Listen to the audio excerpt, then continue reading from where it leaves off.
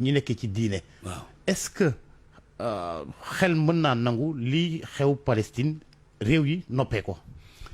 laaj nga laaj ba am solo te itam lu métti la ci penc mi ñu sore ak ñu jege mais dëcce Israël daa am najaay te Palestine amuñu najaay najaayu Israël mooy Amérique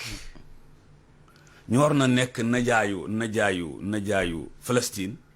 mooy arabu saoudia wala jullit yi. wala mu am ay najaay yu noppi. najaay ba tey baax na kon am nañ najaay mais najaay dañoo noppi ni Erdogan mel tey fi ne su amoon ñu ko appuyé léegi te yëfi dex bu wér. keroog ba ko Faysal di métitlu nekkoon ca Makka di ko métitlu dafa daal di woote ndaje mag keroog la Ousseynou juddu malheureusement li ngeen naan dafa juddu ba noppi faatu xam ne moor ne daanaka moo ci am donc ñëpp la naqari léegi nag àdduna si dafa mel ni Palestine wala sax jullit yi foofu xanaa dañoo bokkul ci l'homme ba droit de l'homme di leen seetaan est-ce que nous ne sommes pas des hommes bu fekkee nu lañ koy waxee seetaan mi dafa métti parce que àdduna jàpp nañ ne am na ku leen napp ko bu ne xuux ñëpp war a daw ba du noonu suñu borom daa wax ne bàyyi leen di daw ay intérêt ba dugg ci lu tax ma ngeen jur sama mer ndax su ma leen meree intérêt bi ngeen mën di am bu leen seen mbokk dencee ngeen dëcc ko te gaa yaa ngi denc de. waaw mais pour man problème bi est-ce que du jaafusu aussi jullit ñi soo xoolee Palestine fu mu nekk Jordanie mu ngi fi Syrie mu ngi fi Égypte mu ngi fi dégg nga ba Arabie Saoudite da ngaa fa presque dindil presque ji daal di def direct na yaafusu jullit yi la. ma nga ok waaw léegi ndax duñ leen delloowaat problème bi rek. delloowaat c'est-à-dire. tey jii su neexoon Arabie Saoudite mbir mi dakk. bien dégg nga la wax dama doon junj léegi ne seen najaay ci loolu laa ci jublu mooy fi mu ne bu caaye tooñee caaye takku caaye ñëw ne ko bàyyil tooñ gi dakk dafa am ku ñu daan wax Imam Khomeini daa ngeen ko dégg. Iran daa wax ne ñun ñëpp buñ doon suñuy satala buñ demee sotti ko Israël képp mu lab kon nag fa fii ma naqaafu ragal ngi ba kañ la léegi nag nee na ragal Israël fi ne bu ñu toogoon tey daat ne bu fi kenn tisooleeti bu subaa ñu tàmbalee tisooli te penc mi ñaan bu fi kenn tisooleeti ñëpp ne xew donc ceetaan mi métti na ñi fi nekkoon bu njëkk doon ko défendre bu ñu jógaatoon fi ne mu dañaat Faysal ca la bokkoon Hassan II ca la bokkoon lu dëgg ñu di ko doxal lu tax dañoo lakkoon jàkka ji tey lañ ko lakkoon al aqsa xam nga bu ñu la image yi léeg-léeg man du ma ko nangoo seetaan parce que fekk ko julli lal ak sa jaadaam nga bule ko ni ñuy tiiree penalty non loolu adduna si yëpp teg seen bët barki démb ba ñu reyee américain ba ca Amérique adduna si yëpp jóg waaw gars yi bu ñu fa bal sax dañuy sukk seen bëtu pour wane ne affaire bi mu ñu naqari ba tey defe naa ba démb sax ñu ngi koy def mais oustaz sunu réew par exemple jaar-jaar gi ñu am ak Palestine li ñu seqoon ak Yasser Arafat ñuy faat ay nit di leen bun xataal jël seeni suuf di leen en fait colonisation bi continuer waaw condamnation de principe sax amul ci Sénégal waaw te pourtant jamonoy Charlie dañoo jóge woon Sénégal fii dem dox yi France. li la jaaxal ñëpp mooy najaayi Israël rek lu dëgg mu daal tënk bi daal booy moom am na najaayam moo koy taxaw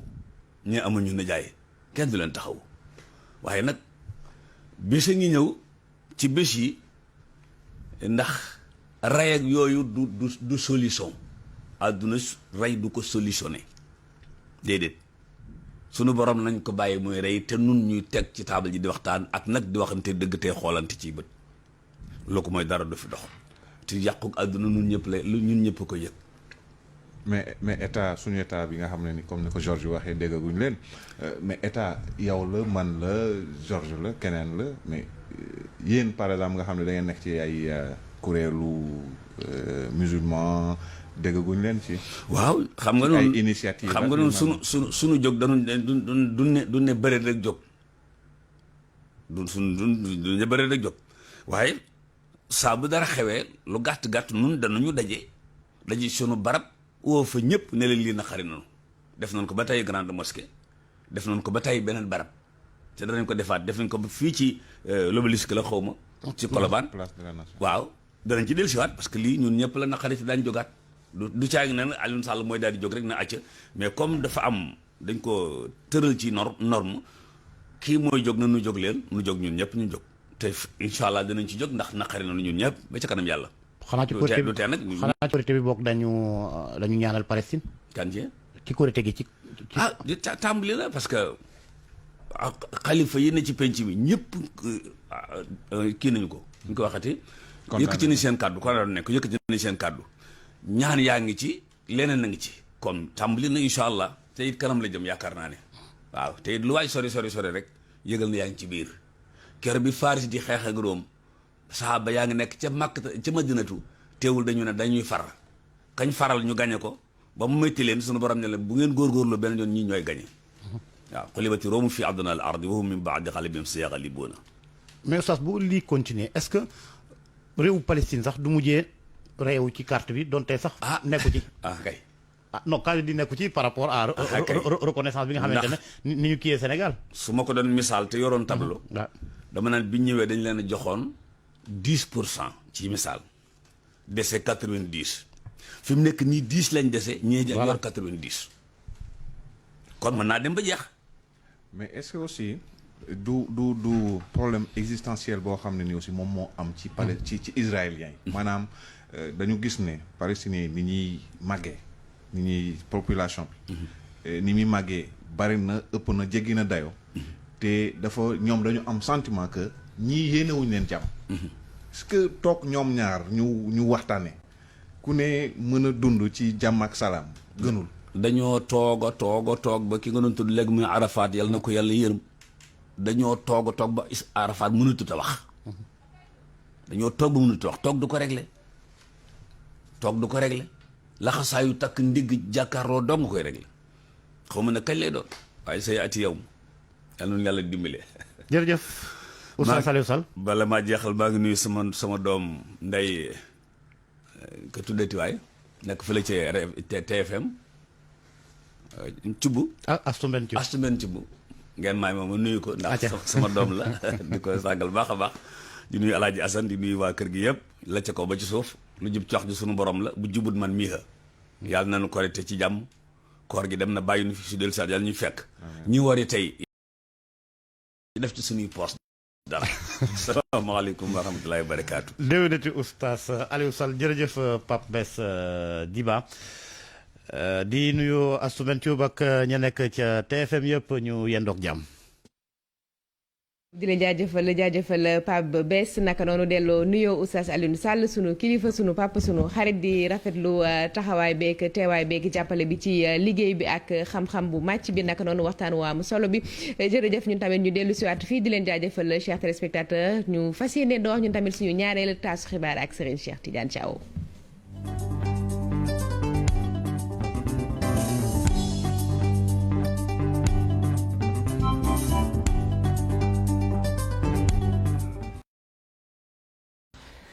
xibaar yi ñu koy tàmbali asumbe nag coordination des musulmans du Sénégal di julli tey Aïd el-Fitr commission observation croissant lunaire organisation boobule ni weer wi gis nañu ko ci Mali Niger ak Côte d'Ivoire ci loolu dañ ciy teewlu imam Mortala Diop ci micro Ndongo Ka ak Asmalik Diop. daje nañ ci ngoonu talaata mu tolloog ñaar fukki fan ak juróom-ñeent ci weeru koor gi dëppoo woon ak fukki fan ak benn ci weeru mai 2021. ñu ngi leen di xamal ni weer wi feeñ na tey jii ci talaata ji gis nañ ko fu mel ni Mali gis nañ ko Niger gis nañ ko Côte d'Ivoire kon suba àllarba 12 mai 2021 mooy bis bu njëkk ci weeru korite gi muy shawal 1442 kon ñi ngi xabaar jullit yépp suba mooy bisu korite gi ñaan yàlla mu nangul ñu nangul leen. korite gi nag ñi ngi koy waajal bu baax fële ca marché Ocass bu Touba denrées yi nag denrées de première nécessité yi bari nañu fa loolu waaye yàpp bi ak ginaar bi daal ñoom ñoo fa xaw a manqué njëg li xaw a cher ñu teewlu ci reportage bu Marema Diop ak Talla Samb. ginaar ak ndawal di ñaari ñam yu naxaree jot loolu jamono ji ci marché yi ndax ay njëkk yu cher fii nag ci Ocass ci pàkku ginaar gi jafe na nga gis fa poulet de chair ginaar yu ñu yoree ci dëkk bi rek moo fa am te askan wi ngir ñu jot si faaw ñu génne koppar gu baree bari. waaw ginaar moom soxna si moom aren moo dafa seer ma ba nga xam ne surtout maanaam man dàq jàpp yi dafa seer moo gën a seer ginaar yi par exemple 6 000 ko jaay 5 500 ak 4 500 nga xam ne ko maanaam loolu ma seer na la sonn si waa ren ji moom jigéen ñi sonn na góor ñi sonn na rek ginaar dafa cher te ginaar goo doon jënd juróomi téeméer tey boo amul juróom benn wala juróom ñaar doo ko am. yokkute njëg yooyee sax dem bay laal soxna yi nga xam ne ñoom ñooy liggéey ci wàllum suqi bi fi mu toll nii daanaka dañuy xëy banque seeni yoxoo. feeñ na ci jëndkat yi feeñ na ci ñuy suqi ñun ñii di suqi mënatuñoo suqi ndax moom mooy sunu liggéey waaye mënatuñoo suqi ndax ginaar yi dafa seer. awal li itam noonee rek la mel ci marché yëpp fii ci Ocass borom kër yi mën ñu cee jot jaaykat yi itam di am jafe-jafe ngir am ay nag. manqué na trop ren. ñun boucher daal métti na ci ñun métti na ci client yi c'est parce que kilo yàpp bu daan jar 2500 wala 2600 ñu dem ba koy jaay léegi 3200 3300 métti na ci ñun métti na ci client yi nag yi dañ daan jënd nag bi nga daan jënd 250 000 léegi 350 000 nag bi nga daan jënd 400 000 600 000 métti na daal ba ca kanamu yàlla. waaye nag li neex ci borom kër yi xanaa mooy ndugg yi nga xam ne yomb na loolu ndax kat lu ci mel ni soble pomme de terre ak yi muy àndal la bari na loolu ci marché yi. tubaarkàlla fi mu ne kay wax dëgg yàlla ku mu neex sa soble sa ci neex waaw yomb na loolu jàppandi na. ay waxtu rek des ñu fete korite gi marché Ocass bu Touba yaa ngi lool ak ay ndugg waaye nag client yi du lépp la ñu mën a jot ndax ay njëg yu cher. Mariama Diop dañuy wax ci wàllu politique ak opposition bi nga xamee ni jamono ji nag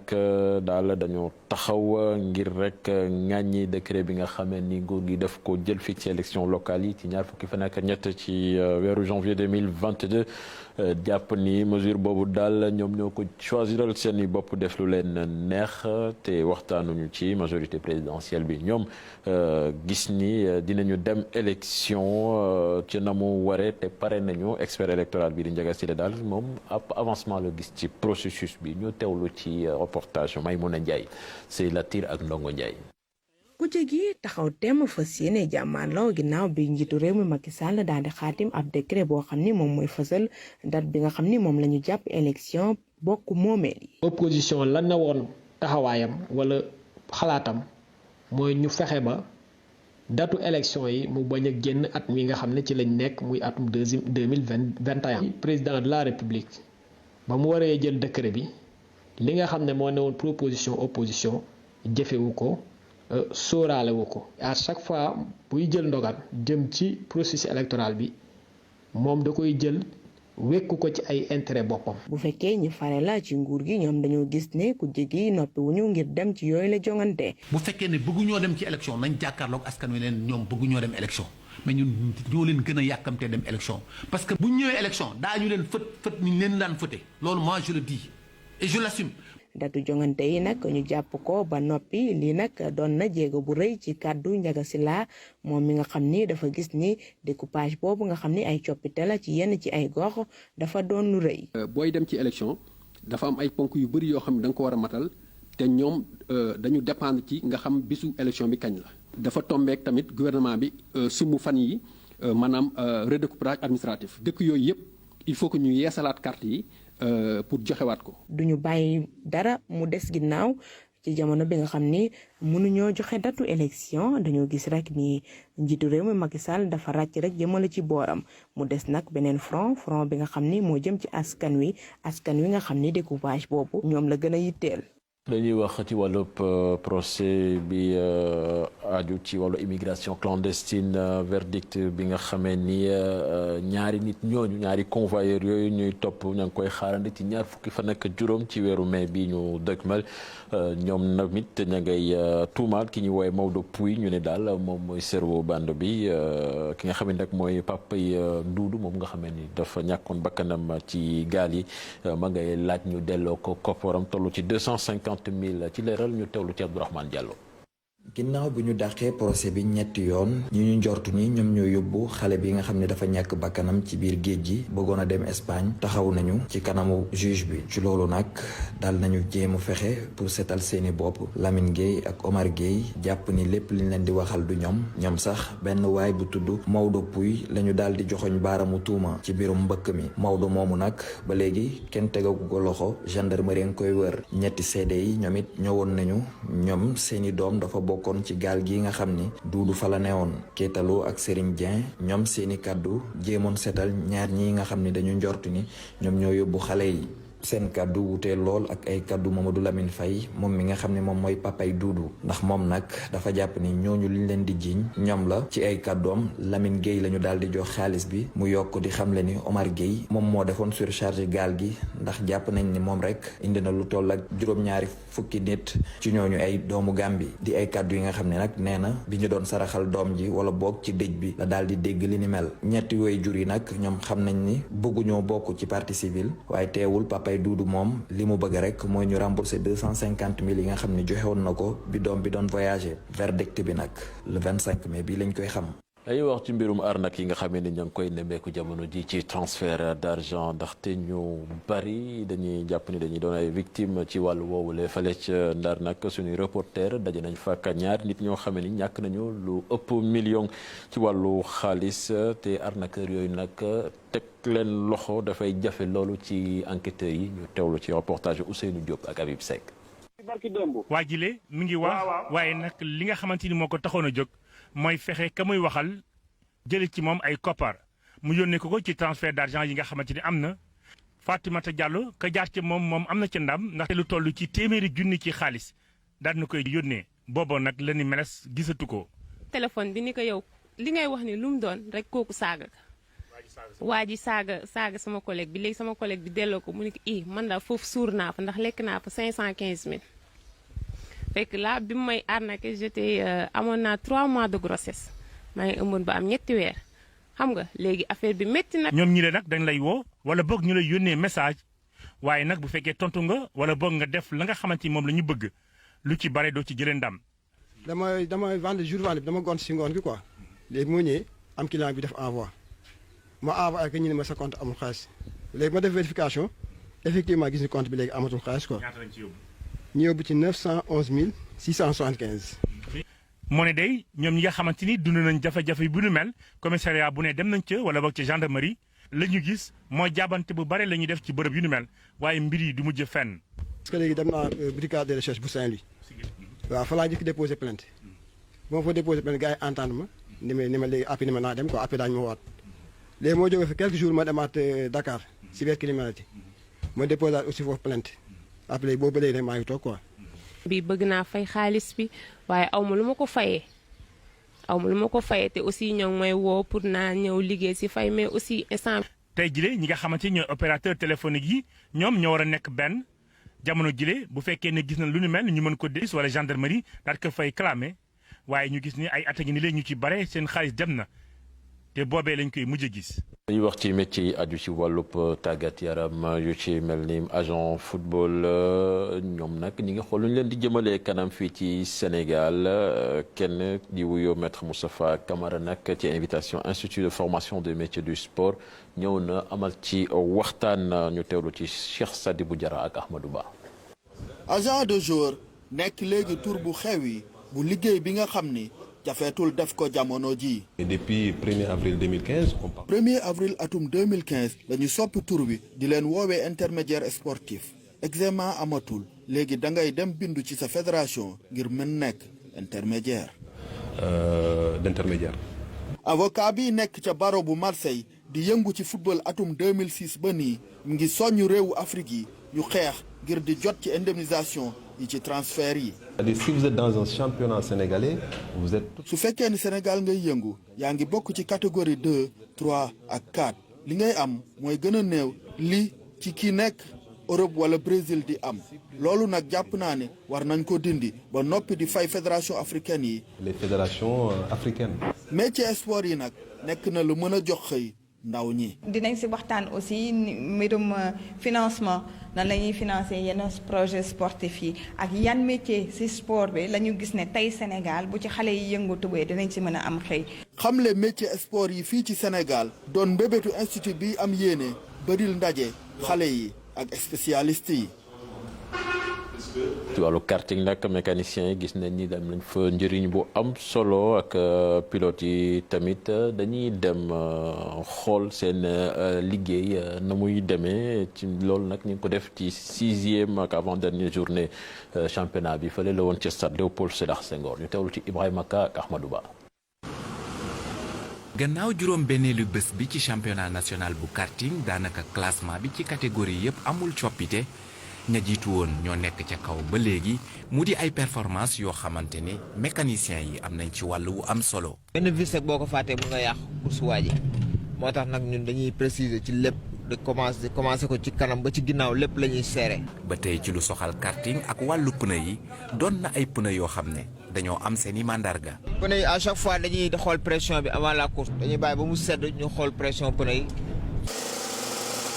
daamaar gu ndaw gi nag ci wàllu course saa su nekk balaa moo jóg dinañ ko càmbar bu baax a baax. parce que amuñu ay régulateur ba fa nga am problème batterie il faut le mettre en charge tout le temps comprendre nga en plus des fois nga am problème bougie bu lakk su dee yaa ngi daw ndànk bu la neexee tamit bu dee yaa ngi daw ndànk da ngay am problème bougie bu lakk wala piston cylindre aussi bu serré loolu yëpp ça dépend ci mélange bi nu muy demee aussi. championnat karting bi daanaka jeex na ba noppi juróom-ñaareelu bés bi dong moo ci des ñu dëgmal ko juróom benn fan ci weeru juin ca stade Léopold Sédar Senghor. laata ñu dem bitim réew Ousmane Tounkara moom kenn du ko delloo si gum fii ci Sénégal loolu moom moo génn ci xibaar ci face à face bi nga xam ne mi ngi ko doon amal ak juge bi ci mardi ji information bi nag ki ko joxe di avocat am ak ñenn ci ay partisans am moom dina toog foofu ci États-Unis ci protection gouvernement bu Amérique suñu sukkandikoo ci avocat am waaye nag yëf yi mën na changer ndaxte service de l'immigration am nañu yéene déposer recours ci fàttali rek moom Ousmane Tounkara Sénégal daf ko doon toppee ab plainte boo xamee ni daal mbirum terrorisme la aajo nañu dem fële ca Tchad ak coordination Wakitama di woote ab mobilisation bu mag ci fukki fan ak juróom-ñeent ci weeru mai bi ñu dëgmal initiative boobu nag ay organisation citoyenne moo xam ne ni mooy dajale ay organisation de défense des droits de l'homme ay syndicats ak ay parti opposition ñoom ñoo ko nas ci fàttali rek ñaari manifestation journée de manifestation yoo xamee ni amaloon nañ ko fii ci fan yi ñu génn dañu ko réprimé woon bu baax a baax ba mu jur fa ay moor ak ay blessé yu bari réunion Union africaine bi nga xamee ni dafay àddu ci mbirum transition boobu fële ca Tchad sax dàqaat nañu ko démb la waroon am waaye yóbbu nañ ko ba vendredi ajuma bii di ñëw réunion boobu war nañu fa présenter rapport bu délégation bi nga xamee ni moom moo enquêté woon ci processus de transition boobu ñu ubbi foofu ca Tchad dem ginnaaw faatu président ba fa nekkoon di Idriss Déby fële ca bande de Gaza nag yëf yaa ngay gën a métti violence bu tar ci diggante israélien ak palestinien armée bu Israël ñoom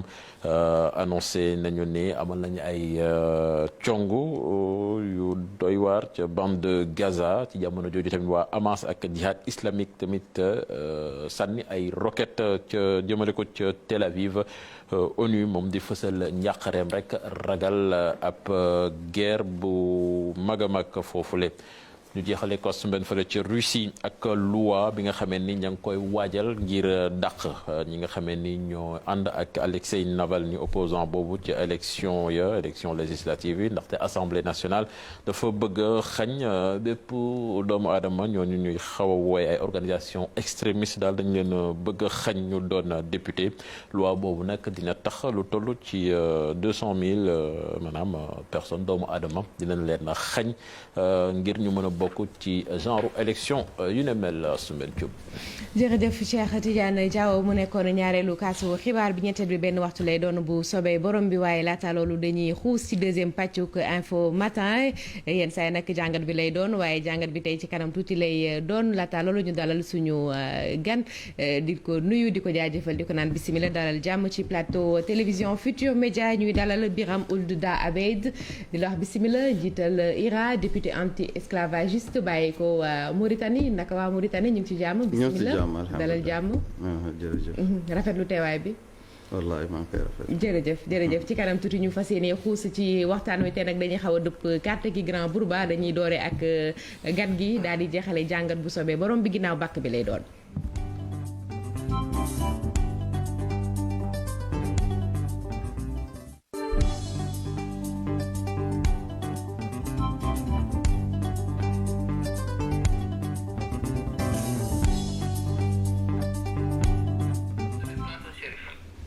jërëjëf Assou maa ngi tooñ biram ne ko xaw koor gi da koo jàpp ndax la ñoo dugg ci Mauritanie lii jaa wax sànq gis nga ko fële ci Palestine ña ngi fay noot tamit doomu Palestine yi gis nga soldats yi Israël yi xañ leen sax ñu egg ca jumaa ja ba cay boom ay nit comme yow loolu ngay xeex ci àdduna bi dafa mel ne aussi bàyyi nga xel bu baax la xew temps yi Palestine. waaw maa ngi suivre lu am Palestine ci mosquée Al-Aqsa ñun sax def nañu benn communiqué duñu wax ni mbooloom dëkku àdduna ci Nations Unies war nañu wax ci jaay doole bu Israël di def pour nitu Israël yu amuñu gànnaay te ñoo ngi ci seen ak seen droit ci seen suuf pour ñun Nations Unies war na def benn décision buy arrêter crime yu Israël di def contre le peuple palestinien. mais communauté internationale bi sax ñoom dafa mel ni farataaluñu ko yenn ci médias yu mag yi ci àdduna bi sax relayé wuñ la fa xew loolu moom nan la ko nit ñi mën a seetaani. waaw malheureusement les puissances yi yu dominé yu gën am doole si dëkku àdduna yi surtout États-Unis ak puissance Europe ñoom du ñu jàppale Israël. te léegi Donald Trump balaa mu dem moom jox na kàddu Amérique mu ni Amérique joxe na nangu na Israël jël mosquée Al-Aqsa annexé ko def ko capitalu Israël ci Jérusalem te ñun duñu def ni réewu jullit yi ak réewu tiers-monde taxaw ñu taxawaay bu war a am. foofu la justement jullit yi tamit xam nga nasaraan sax bu la neexee ñu jàppale ku leen neex mais jullit yi quand même ñoom it seen tekkaaral gi dégguñ ci par exemple ligue arabe taxawaay ba mu jox taw sa réew ma nga bokk par exemple Mauritanie ku ne xam ne ni moom bokk nañ ci ligue arabe lu tax ñoom it ñu yaafuus ci mbir yi. waaw xam nga nguuru dëkku tiers-monde surtout nguuru dëkku jullit yi ñu si bare si nguur yi seen kàddu tubaab bi ñoo ko am Occident bi moo ko am parce que barewuñu démocratie te ñu si bare si buur yooyu presque tubaab yi ñoo leen jàppale ba ñu des foofu contre l'intérêt de leur peuple loolu moo tax suñu kàddu seen kàddu moomuñu ko loolu moo indi faiblesse boobu mais peuple yi war nañu xeex. xëy na peut-être laaj bi ñuy laaj li ñu jaaxal mooy lan moo tax gis nañu ay jafe-jafe yu fi gën a metti at yu ñu génn ñu réglé ko lan moo tax bii nii juróom benn fukki at ba tey ñu nekk ci jafe-jafe yooyu gisuñu kenn koo xamante ni si jéem na ci leen est-ce que du parfois tamit conflit bi am na ñoo xamante ni si daf leen arrangé instabilité bi nga xam ne moom lañ fa nemmeeku. xam nga sama gis-gis réewu arab yi qui sont les plus concernés ñoom amul benn réewu arab bu am démocratie am na ay buur ay potentat waaw su peuple bi xeexul parce que peuple balaa muy xeex mu libre mu am liberté mu am moom boppam moom koom-koomam comme ça mu am décision peuple dellu si peuple bi comme ça buur bi wala président bi su xeexul gouvernement bi su xeexul su deful lu peuple bi nangul mënuñ ko génnee ak vote loolu amul foofu si réew yooyu. maanaam peuple amul capacité amul moyen de pression sur les dirigeants. amul moyen de pression parce que ce sont des dictatures parce que ce sont du réew liberté te peuple amul kàddu foofu amul wax amul doole foofu. printemps arabe bi lu mu fi changé. bon printemps arabe daal c'était changé wul dara parce que un feu de paille c'était rek un feu de paille parce que duñu taal espoir boobu mais après dafa am ñii di extrémistes musulmans yi dugg si ñoo ko yëlif parce que si réewu arab yi amul woon liberté parti yu doon organisé wu si clandestin mooy si suuf mooy parti yu musulman yi extrémiste du parti musulman sax parti jihadiste yi bon duñu gis si Égypte si Tunisie ak yeneen réew si Libye ak si Yémen bu gouvernement yooyu bu ñu amee jafe-jafe les extrémistes ñoo leen di remplacer loolu moo tax affaire bi sottiwul quoi parce que les forces démocratiques amuñu doole. lan moo tax ñuy tàmm dégg grande puissance 1 2 3 elle parle de démocratie liberté droit de l'homme lan moo tax loolu noonu ñuy bàkkoo saa su ne mënuñu ko appliquer ci diggante Israël ak Palestine est-ce que tey fii mënuñu dem ba wax mbirum crime contre l'humanité finalement. bon loolu c'est 2 poids 2 mesures xam nga ñoom grande puissance yi du ñu am benn naqar parce que les juifs étaient victimes de l'Holocauste ci deuxième guerre mondiale bi ak yooyu donc beaucoup de puissances on dirait que du ñu bëgg a fay loolu du ñu bëgg a se racheter te pour loolu il faut que ñu gëmma si lu bare lu Israël di def beneen mooy que les gens qui soutiennent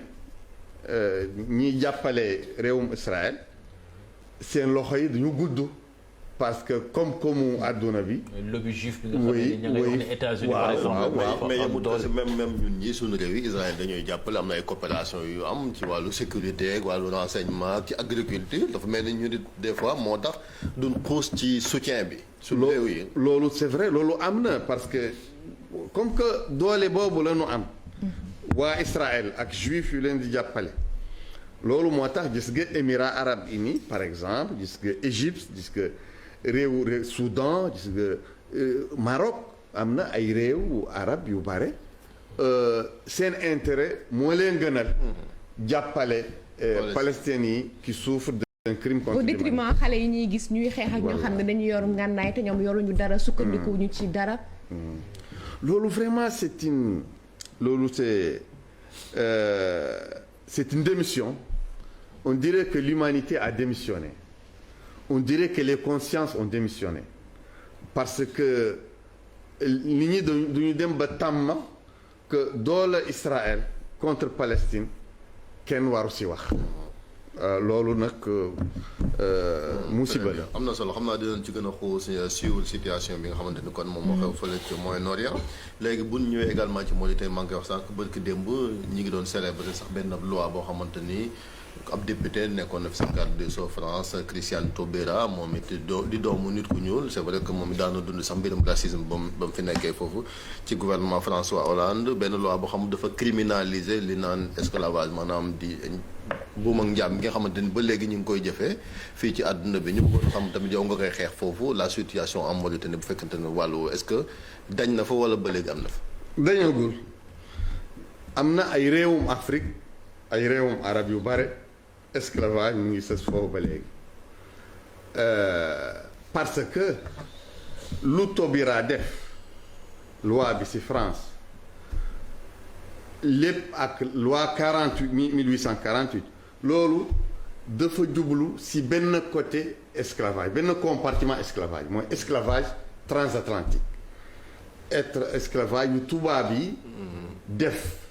contre nit ku ñuul. commerce triangulaire mais am na yeneen ñaari mode esclavage. kenn waxagul ci dara ba léegi. mooy ban. mooy esclavage transsaharien esclavage yu arab yi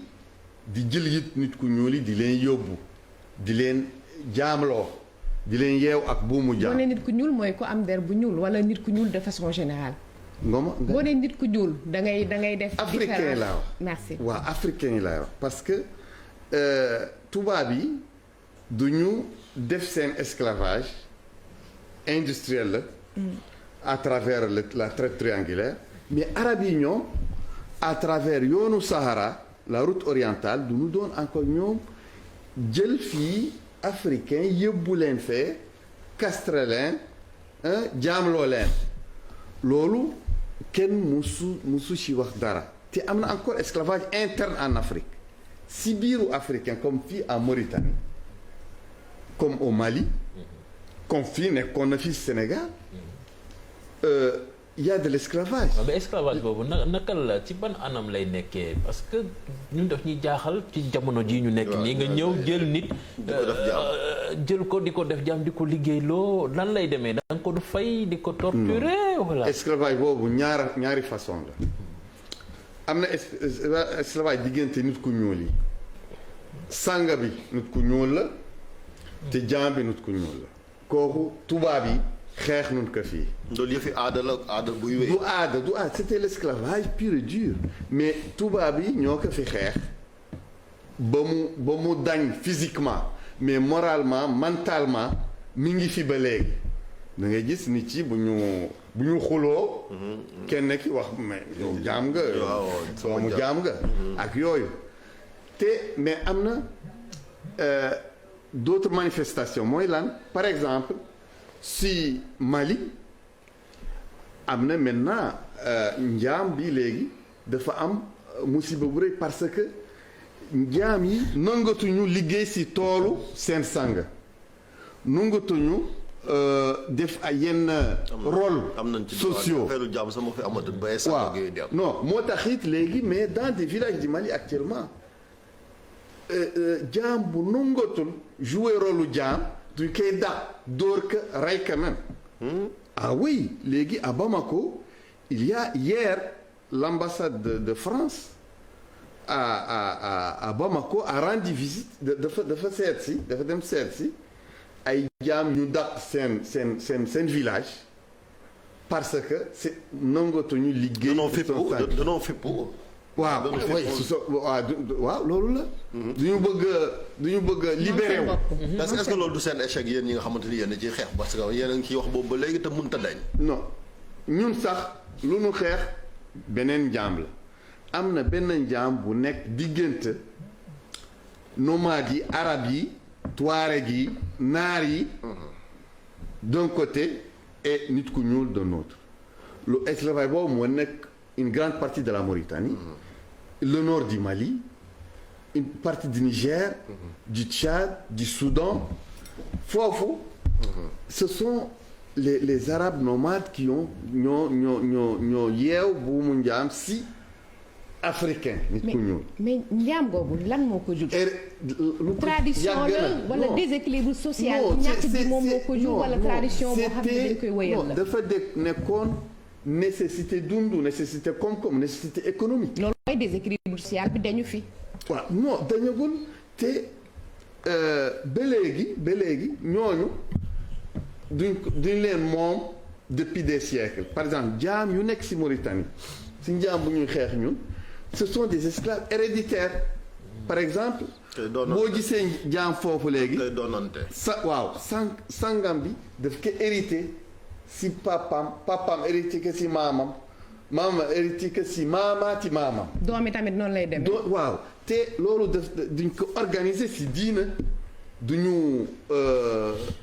falsifier islam. ba duggal ci loi yuy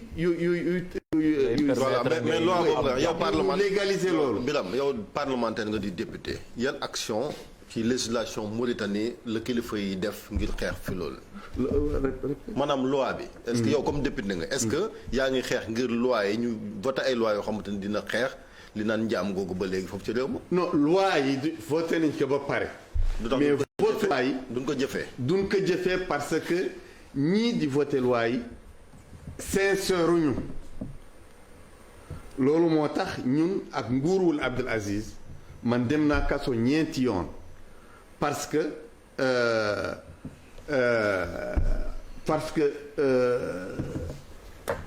lu ñuy jëf loolu waaye du loolu lu ñuy wax ci forum international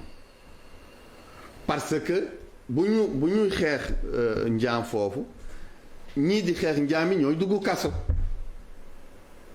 criminels yi du ñu dugg kaso parce que dafa am un complot de tous les pouvoirs pouvoir judiciaire pouvoir sécuritaire pouvoir législatif parce que du ñu wax ni du ñu bëgg criminaliser njaam ak yooyu pour ñu set ci kanamu réewu tubaab yi. communauté internationale. waaw communauté internationale. loolu moo tax cette lutte xeex boobu contre l'esclavage ku ko xeexul mooy nguur yi. te nguuru Afrique yépp parce que l'OUA buñ koy créer defuñu ci xeex esclavage interne en Afrique. ak esclavage arabo-musulman. traite transsaharienne du ñu xeex esclavage tubaab rek. voilà mais gis nañ ni même ci jamono esclavage bu mag ba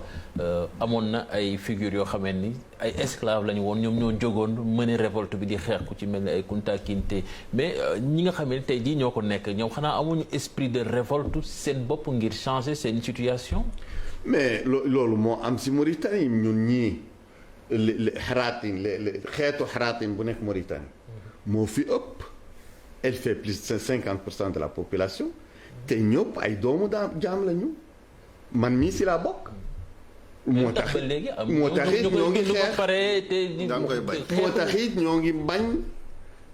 ñoo ngi xeex mais sunu xeex dafa dem ba am une résonance internationale. mais xam nga yow nekkuloo ko mais am na ñoo xam ne ñi ngi ko nekk jamono ji ba léegi ba pare dafa mel ni ñoom dañ ko nangu. ñooñu nguur gi moo leen jàppalewul parce que su fekkee nit ki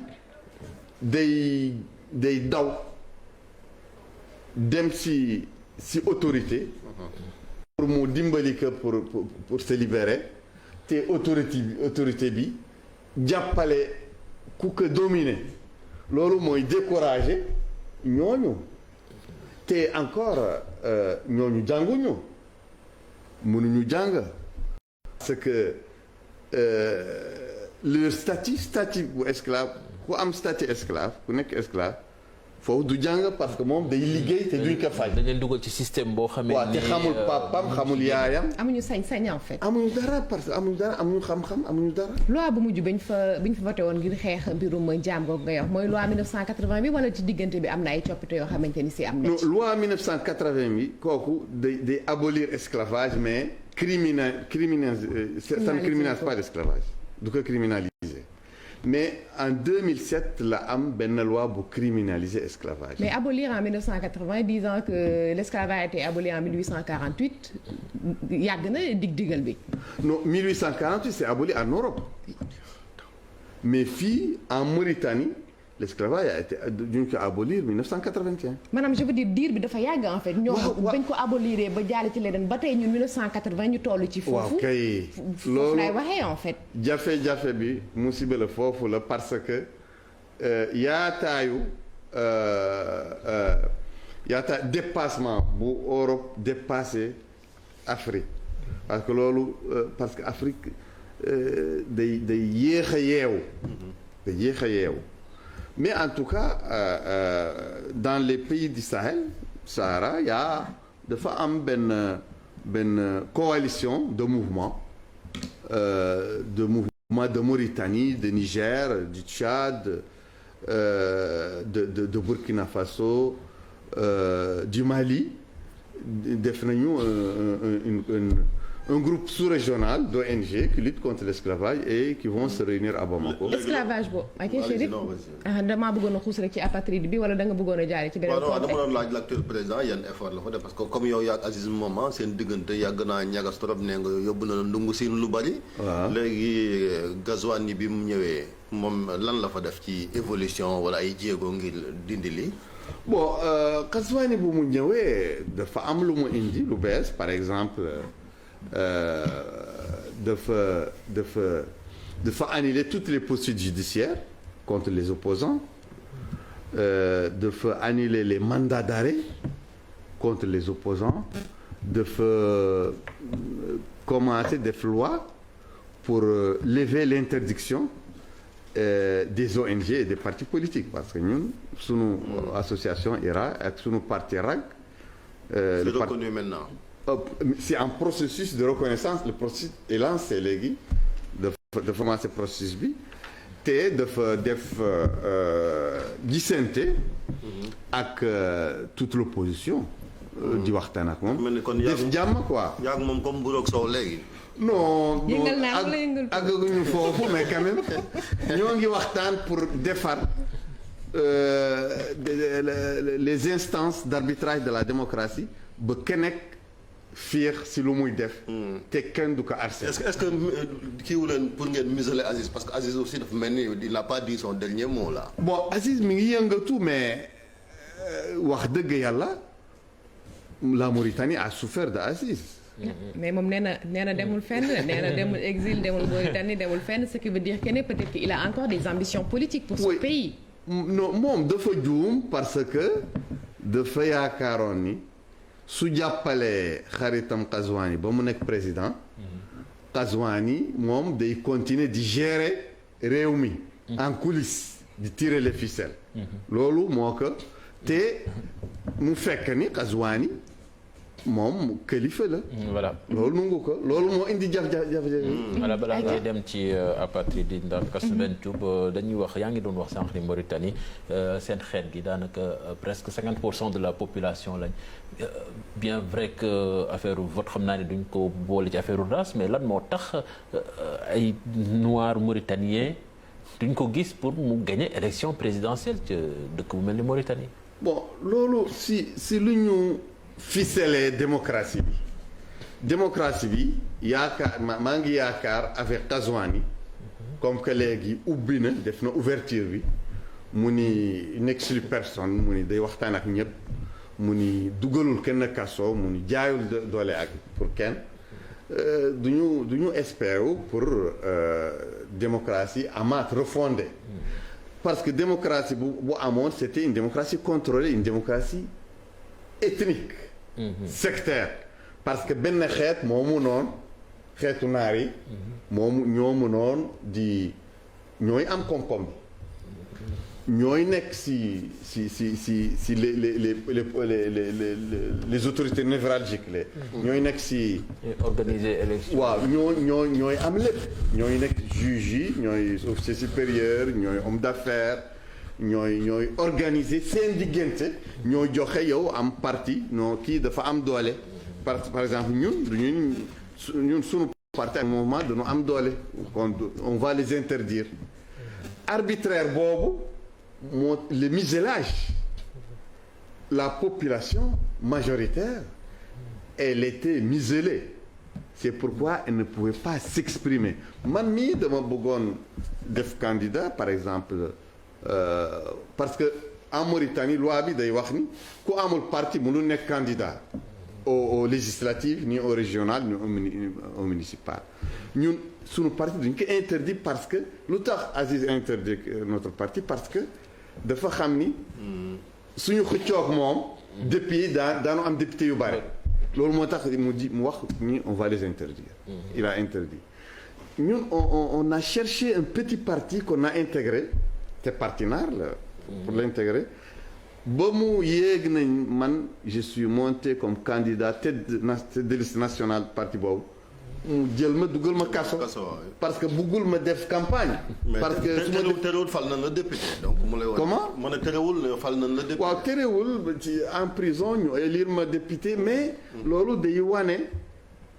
compétition bi libreul. ce n'est pas libre mais est-ce que Aziz jar naa wóolu quand même parce que moom xam nga def na fi ay coup d'état yooyu ngeen kii ko nii bëgg koo museler est-ce que jàpp nga ni moom it xam naa ne Aziz dafa am si lu mu dëgg. parce qu'il y a un proverbe chez nous qui dit dof su la waxee kañ ñu sànnante xeer kooku dafa dëgg si xeer ba pare. dafa am fu mu jàpp dafa am fu mu jàpp. mais ça relève de la vigilance le pouvoir doit être vigilant et les populations aussi doivent être vigilants. En tout cas nous de son côté parce qu'on connaît l'homme nous sommes vigilants. Et nous sommes prêts à résister. C'est-à-dire que nous résisterons à tout coup de force contre le pouvoir élu. Comment? Coup de force non, je n'écarte pas le coup de force émanant de Aziz. ayca defe naa ne ñetti simili Chérif moo ñu dese nañu ñaari ponk ci ñetti simili yooyu bëgg nañ ci dugal apatride bi dugal ci terrorisme bi xanaa dañuy xool benn buñ ci kii rek ndax xëy na est-ce que du tey esclavage boobu ngeen di xam ne moom ngeen di ngaañ ci seen réew moom moo jur apatride bi nga xam ne da ngeen ko seetlu ci seen biir dëkk ay nit ñu fa nekk te amuñu këyit xamuñu fu ñu bokk te monte ci askan wala ñu cosaanoo. esclavage bi moo jur racisme bi te racisme bi domestique dafa amoon te lu ko jur mooy esclavage bu nekk diggante nit ku naar yu weex ak nit ku ñuul. moo tax ñenn ñi amuñu këyit. si Mauritanie te esclavage domestique bi dafa jur non racisme domestique bi dafa jur benn racisme d'état dafa falu si Mauritanie en 1978 bu militaires yi daaneel nguuru indépendance bu fa nekkoon ak maître Mokhtar Ould te duñu changer du ñuy changer lu nguur gi di xool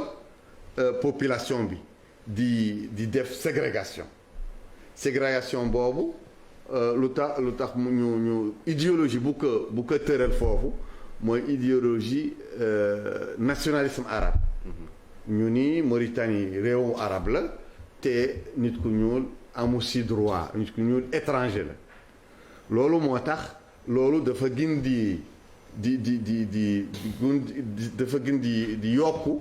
ba 89 à cause d'un problème entre le Sénégal et la Mauritanie nguur googu parce que nguuru raciste la jël ay Mauritaniens parce que du ñuy làkk olof wala du ñuy làkk pël wala du ñuy làkk soninké wala du ñuy làkk bambara buubu leen dàqaleen indi leen Sénégal indi leen Mali ñu leen bokku leen fii dem leen si seen réew alors que ñoom ak seen maamaati maam ay Mauritaniens la ñu autochtone loolu moo jër ñoo ngi fii si Sénégal 16 000 personnes nekkatuñu Mauritaniens te nekkuñu Sénégalais ils sont devenus des apatrides. te boobu ba tey ñu bëri judd nañ ci. te amuñu kayit amuñu liggéey amuñu fu ñuy dëkk te c'est un problème très difficile. problème bi metti la moo tax it man je lance un appel ici aux deux présidents le président Macky Sall président de la République du Sénégal le président Mohamed El Ghazouani le président de la Mauritanie pour ñu jokkoo pour régler problème bi parce que c'est un problème qu'ils doivent régler parce que du ñu commencer léegi étant donné que léegi jàmm mi ngi nekk suñu ñaari réew yi diplomatie bi léegi mi ngi si yoonu jàmm la parce que la diplomatie du temps de Taya et du temps de Aziz c'était vraiment c'était malsain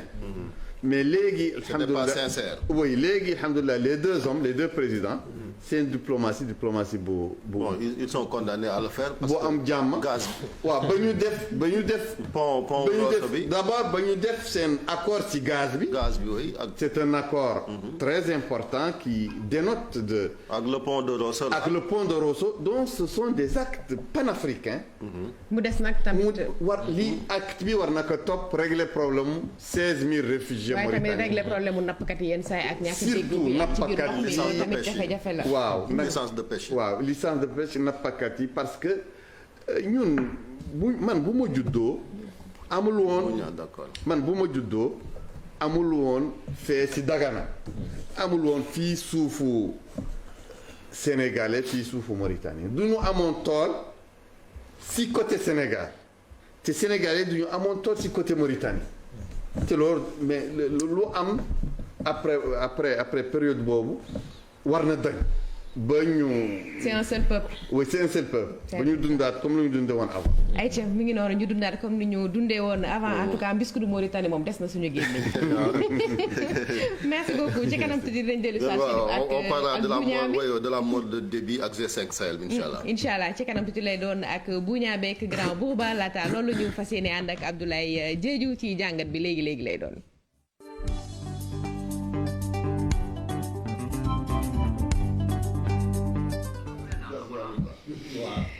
Aïcha Ablaye biscuit du Mauritanie bëgg nga wala. waaw neex na trop. nga def ci meew. waaw def ci meew yenn saa yi nga xaw a kii yàlla boo gëmmentu nag. bàyyi ko mu nga def tuuti. waaw boo yeewoo jëlaat.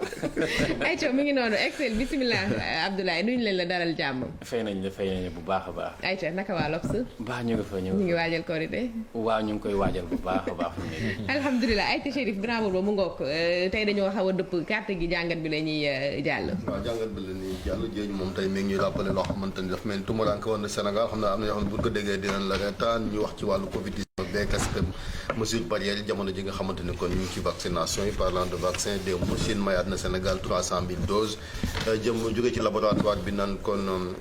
Sinopharm Ablaye Diédhiou fan lañ ci toll ci wàllu nga xamante ni kon ñu ngi ciy gis nga ni saxarit ak kaat yi daanañ ko xeex sax di ko imposer mais dafa mel ni ñoom it baissé nañ les bras. waaw bu yóbboo nañ ko wax de façon très crue c'est un abandon total loolu moom mooy li nga xamante ne mooy dëgg bu wër pëng bu kenn mënut a en tout cas c'est ce qui ressort du constat bu ñu mën a def boo defee un peu le tour. à l'œil nu que ce soit à Dakar ak yeneen dëkk yi du Sénégal aujourd'hui toutes les mesures yi ji nga xamante ne jëloon nañ ko après la levée de l'état d'urgence les mesures barrières amatul benn boo xamante ne tey ñu ngi koy respecté Chérif ni ñu ko waxee d'ailleurs c'est très bien parce que tey boo toogee sax di wax waxu Covid bu nit ki bu la reewul du la benn nopp la lay may. parce que da lay wax ne que ñii franchement voilà on a autre chose à faire. surtout que ñu ngi si béy kii daaw heure bii statistique yi doon am dafa mel ba léegi yi moo ëpp te daaw heure bi fekk ñi ngi ci psychose bu doy waar. mais psychose bu doy waar rien que par exemple bu ñu jëlee à la date d'hier ñu ngi woon si 4729 cas confirmés au Sénégal ñu ngi si 1120 décès au Sénégal et si monde bi ñu ngi pratiquement sur 159 millions mais Sénégal fii. li ñu gis mooy que c'est vrai la tendance elle est baissière vraiment baissière mais feebar bi mu ngi toujours fii la preuve kii chiffre yi ñu am pour y montrer le nombre de décès dafay dem en dents de scie. Aujourd'hui on se retrouve par exemple avec 2 morts, demain on est à 0 mort, le lendemain avec 1 mort, mais les cas de contamination ñu ngi continuer di am. Je pense que loolu nit ñi dañ koy fàtte bés bu yàlla sàkk bu ñu defee ay tests c'est vrai que chiffres yi mën nañu retrouver ak 1000 cas yu kii ñu jël mais on se retrouve peut-être ak 20 cas positifs mais même bu fekkoonte ne 5 cas positifs la ça veut dire que am na ñeneen cas yoo xamante ñu ngi fi et que kii bi feebar bi mu ngi continuer dund et que pour loolu il n'est pas raisonnable il est même incompréhensible pour un État comme le Sénégal que ñu gis ne que pandémie la ñu wax. du lu pourtant chiffres yi tolloon nañ fi romboon nañ ko sax demoon nañ ba daanaka ay 5 ay 6 nga doon dégg li ñuy dund nii jotoon nañ ko fii dund mu jekk saa yi ñu gisaat benn montée bu ci am bu jaaxal ñëpp. deuxième vague mais loolu mooy le danger parce que demoon nañ fi bu ngeen seetlu fàttali ko demoon nañ bay naan di ko kaf ne dañuy jël jour boo xamante ne moom la ñuy célébrer cas 0 cas. dañu tëjoon yenn centres yi. voilà dañu tëjoon centres yëpp. tellement que la tendance était baissière et que nit ñi gëmoon nañ ne que affaire bi day jeex. jeex mais dañu jékki-jékki subitement ñu gis ne que affaire bi dafa remonter en flèche et le danger c'est que aujourd'hui on va vers une fête boo xamante ne day favoriser le regroupement au niveau des foyers en tout cas dans des espaces assez réduits comme si biir kër yi. ak les déplacements. ak déplacements yi et foofu on s'attendait plutôt que État Sénégal jël yenn mesures comme l'a fait d'ailleurs le Nigeria dafa jël ay mesures yu am doole presque dafa reconfiner presque dafa jël ay restrictions yu am doole par exemple le port du masque il est devenu obligatoire boo jëlee par exemple à Abuja des villes comme Abuja yi nga xamante ne feebar bëri na fa trop doole mais baar yi tëjaat nañu leen lieux publics yi ak loisirs yi yëpp tëj nañ leen regroupement permettre ñu plus de 50 personnes moo xam xew bu munti doon permettre ñu ko fii ba fête bi passé je pense que ça c'est peut-être pas proportionnellement si même kii mais on s'attendait à ce que au Sénégal au moins que mu am yenn mesures yoo xam ne ñu ngi parce que le drame c'est quoi c'est que bi ñu lever état d'urgence bi c'était pas une levée totale dañ ko lever c'est-à-dire couvre-feu yooyu mais dafa amoon ay mesures yoo xamante ne dañ ko fi bàyyi yoon et les forces de sécurité la gendarmerie et la police d'ailleurs dañ leen maintenir dans le dispositif de contrôle puisque ñoom la ñu joxoon la charge de vérifier les véhicules les transports en commun pour que mu nga xamante plus de 2 personnes voilà ak yeneen marché yi et cetera pour le port du masque mais aujourd'hui ban Sénégalais moo ñu mën a wax ni que tey loolu amul fenn pire vous allez dans les hôpitaux fi nga xamante ne foofu la ñu xalaat ne que tey ku fa ñëw sax di nga fekk sax mooy ñuy kii mais amatu fa moi j'étais surpris avant-hier bi quand je cherchais un médicament j'ai dû faire 5 pharmacies mais bi may dugg si dama yoruma woon sama masque et comme dafa guddi woon tuuti dama yàkkamti woon donc dama ñëw dugg ne nii xool génnaat mais fan laa war a mën a amee masque ma dellu si waat di jéem a négocier ak vigile bi est-ce que du ma bàyyi ma dugg mais bi mu ne nii ma xool si biir pharmacie bi gis fa y avait à peu près 6 nit yi fa nekkoon sans masque mais mu ñëw taxaw ma laajte amul woon garab bi et j'ai fait le tour les autres 4 kii pharmacie yi soxlawul loolu may laaj vigilant dama ñëw directement ma ñëw taxaw dugg laajte garab bi ñu ne ma amul et puis ma continuer ba bi ma amee garab bi c'est dire que même dans des structures yoo xamante ne foofu lu ñu xalaat ne que fi mu ne nii relâchement bi war nañ mën a gis ne que nit ñaa ngi jéem a respecter un semblant de respect des mesures barrières même foofu également c'est est-ce que du jàngoro ji dafa génn ci xel yi finalement xaw ma dem ba am impression que ne bon ñenn ñi que ne feebar bi jeex na ci ñi nga xamante ne si gëmoon nañ ko am na ñoo xam ne nag mosuñoo nangu ne feebar bi mu ngi fii bon déjà que am na loolu il y a aussi peut-être l'effet du vaccin chez certains ñenn ñi c'est vrai que le Sénégal quand même côté vaccination bi on a marqué un grand coup déjà on a été l'un des premiers pays en tout cas en Afrique de l'Ouest entamé kii bi la vaccination en termes de doses reçues le Sénégal fait partie aussi des pays qui ont reçu le plus grand nombre de doses d'ailleurs wax nañ peut-être dañ si dellu si waat il y a également 300 000 doses yoo xamante ne dina yegg si vendredi officiellement dañ ko kii et que doses yooyu jëluñu ko rek ñu stocké ko on a vu que quotidiennement il y a un nombre important de gens yoo xamante ñu ngi vacciné wu et aujourd'hui on n'a plus besoin de s'inscrire pour se faire vacciner il suffit tout simplement nga dem dans n'importe quel centre kii ñëw d'ailleurs boo yegsee dañ naan lan la da nga bëgg a vacciner wu nga def waaw et puis nga remplir formulaire yi ñu vacciner sauf que Ramadan bi xaw na marqué benn coup d'arrêt parce que polémique fi amoon ndax woor méngoo naag ñàkku alors que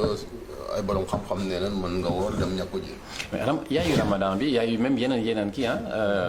asu wax na ko secondaire waaye surtout AstraZeneca y a eu trois rejets majeurs yi mu ko mënee waxee noonu premier bi c'est vrai que ak Ramadan bi on est dans un pays musulman à 95% comme on le dit si les chiffres sont exacts donc si dans l'entendement général en tout cas pour les musulmans ñàkk ak si weeru koor ça posait problème loolu de indi woon na déjà première résistance yi ensuite il y a eu évidemment loolu saa su mel ni jaaw ñoo ko doon wax seen aliwo moo ko wut mais mën nga ñàkk te du yàq koor loolu la borom xam-xam yu mag yi en tout cas c'est ce qu'ils ont dit Imam Chérif Imam Ismaïla Ndiaye man ci moom En tout cas, heureusement que lorsque le débat s'est posé, les spécialistes mooy oustaz yi islamologue yi ils se sont prononcés et jot nañ gindi ñenn ñi nga xamante ne amoon nañ xel ñaar ci loolu. Donc beneen bi également moo doon ñi nga xamante ne gëm nañ ba léegi ne que amul. Moi j'ai discuté avec benn délégué médical si vaccin bi ma ne ko mais man vacciné wu ma loolu laa ko wax franchement dama ragal mais comme maa ngi yow nga xamante ne vous êtes dans le milieu dam ne mu demee mais man vacciné wu ma ne ko lan mu ne ma man vacciné wu ma sama njaboot kenn du vacciné wu. Si maintenant ce sont des gens qui sont dans le milieu qui ñoom seen bopp am position yu mel noonu après je vois pas qu'est-ce qu'il faut faire pour mun mais vaccin ak effet secondaire est-ce que du quelque part tamit ñoom ñaar ñoo ànd parce que dañuy gis ne xale yi sax boo leen vacciné yéen saa yi dañ naan la boo indi xale bi indaal jox ko effet d'algan mu naan balaa ñu koy vacciner ndax forcément dina am lu mu ko jural. mais asu réticence bi gën a rëy au Sénégal en tout cas mu ngi jógee foofu si problème mu effet secondaire yooyu. Man sama yaay il a fallu que ma négocier man koy nuyu d'ailleurs ma négocier. yow vacciné ba pare di négocier pour nga vacciné wu non Ablaye yow bëgg bi jënd sa cas. ma négocier ak sama yaay une semaine alors qu'il est moom mu ngi dans le milieu médical une semaine pour mu nangu finalement ne dina vacciné wu mais bi mu vacciné wu premier effet bi mu am mooy que elle a eu des douleurs yu métti d'ailleurs le matin man ñu ma yee le matin de bonne heure pour que mu dem hôpital. mu ne ma nag man du ma def deuxième dose bi parce que li ma ci woon nii j'ai été obligé nekkaat négocier bi mu defee deuxième dose bi là il y a eu encore d'autres effets au niveau des pieds mënatul woon dox et tout heureusement que après ça n'a yàggul mais c'est dire que loolu am na imaginez ñaata nit ñoo vacciné wu et dans leur entourage ñu gis ne que am na ay effets yu mel noonu chez nous au niveau de la boîte là-bas il semble rek y a même quelqu'un boo xamante ne après dañ ko retrouver à l'hôpital il y a eu cette rumeur là de au parcelle de Fena qui gagne ki ñu waxoon ne dafa dee et tout donc tout ça boo ko cumulé forcément ça conduit à un rejet. ak idée yi ñu amoon ca vaccination ci jamono yu njëkk ya. am jamono njëkk mais surtout nag effet yi kay ma wax la na gars yi nag déegi kafewuñu ko donc koo ci wax da lay naan man je préfère ma jël le risque am Covid bi que ma koy. mais en plus c'est pas une spécialité sénégalaise affaire bi Europe gis nañ ko fa ay état ñëw nañ ñi dañuy arrêter vaccin bi parce que quand même dafa am problème ñu bari jàpp nañ ni vaccin yu njëkk yi daal ña koy def daal ay cobaye lañ leen jàppe bon. mais tamit les spécialistes nee nañu boo xoolee pourcentage bi ñi nga xamante ni si am na ci effet secondaire lim leen jural ak lim bi ñàkku dafa xaw a wuute. donc ñoom quelque part ñenn si ñoom day naan ñoom jaaxalu leen parce que boo xoolee lim bi taxu koo takk noonu ba mu war a yóbbu furu fara nit ñi. oui mais il faut comprendre que avant sax ñuy commencer vacciner wu il y a eu l'espace public si réseaux sociaux yi notamment yoo xamante ne il y a eu énormément de rumeurs. yu doon circuler et ça a contribué franchement à rendre les gens am benn position voilà à rendre les gens plus sceptiques. ayca mu ngi noonu kon ñu jàpp ne masque yi mën nañoo wéy di ko takk mooy te di ko naam sax vaccin yi. Pas encore. Mais je vais le faire quand même. ayca Chérif ñu jaar noonu daal di jël buñaa bi yëkkati jotaay bi defe naa ne Abdoulaye mu ngi koy jibal noonu dégg nga xuus ci terrorisme bi defe naa ne benn similé ci def. waaw dañuy suuf Mauritanie dafa bokkoon ci bokk ba léegi ci G5 Sahel mook yeneen ñeenti réew ñu gis ni quand même ki nga xamante ni moom lañ tuddee woon sax soldat G5 Sahel di Idriss Déby ba léegi sax condition yi mu faatoo leeragul mu génn àdduna ñu bëri am tiitaange ci avenir déjà Sahel ak insécurité terrorisme est-ce que c'est votre cas. man musuma ànd ak thèse boobu buy fal jox responsabilité lutte contre terrorisme un homme terrorisme institution démocratique responsabilisation du peuple moo mën xeex terrorisme. mais am na leadership baax na de. waaw ba tey si le peuple est libre avec un gouvernement élu bu ñu démocratiquement te peuple bi di surveiller di évaluer lu nguur gi di def lu président di def ci xeex contre le terrorisme boobu mooy xeex buy mujj. mais su fekkee ni on donne carte blanche à un homme à sa famille à son clan mu yëlif benn réew jël koom-koom bi rey ko mu bëgg a rey tëj ko mu bëgg a tëj continuer di accumuler mandat ci mandat ak mandat loolu je pense que mënul xeex terrorisme. c'est déjà affaiblir son état. oui c'est déjà ouvrir nga tijji buntu pour ñeneen mën a dugg. waaw loolu parce que on peut mënuñu comme que lu Serigne di wax mënuñu raxas janaaba ak sow par exemple parce que c'est pourquoi